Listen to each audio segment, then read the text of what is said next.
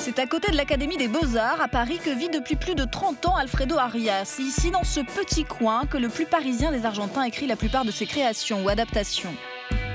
Alfredo Arias. Maître du kitsch et de la dérision, on le connaît pour ses extravagances théâtrales. Il a adapté Balzac, Duras, Genet.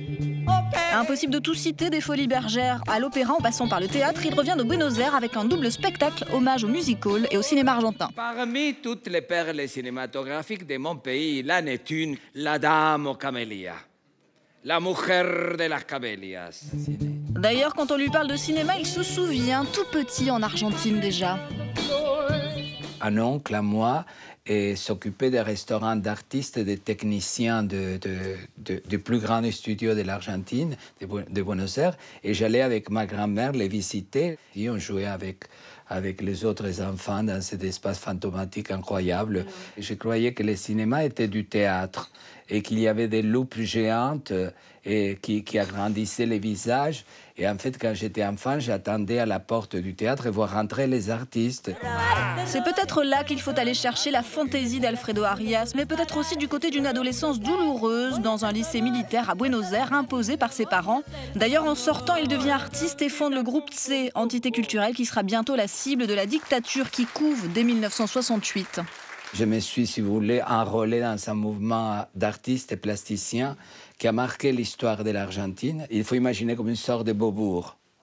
Et commence à transformer totalement les quartiers. C'est-à-dire qu'il y a des bars, des librairies, des lieux de réunion, et ça devient comme un phénomène social.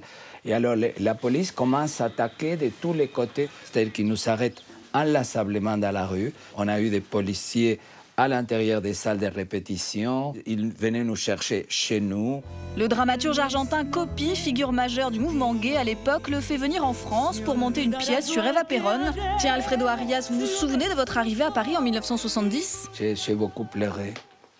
Parce que disons, Paris, à ce moment-là, était un Paris très, très sombre. Je dis, le Paris des concierges, avec les murs tout noirs, etc. Et quand j'arrivais à l'hôtel et on m'a mis dans la chambre mansardée, je n'ai pas compris, à ce moment-là, le charme de la chambre mansardée. Alors Il a donc appris le français et ce côté baroque, il le tient de Balzac.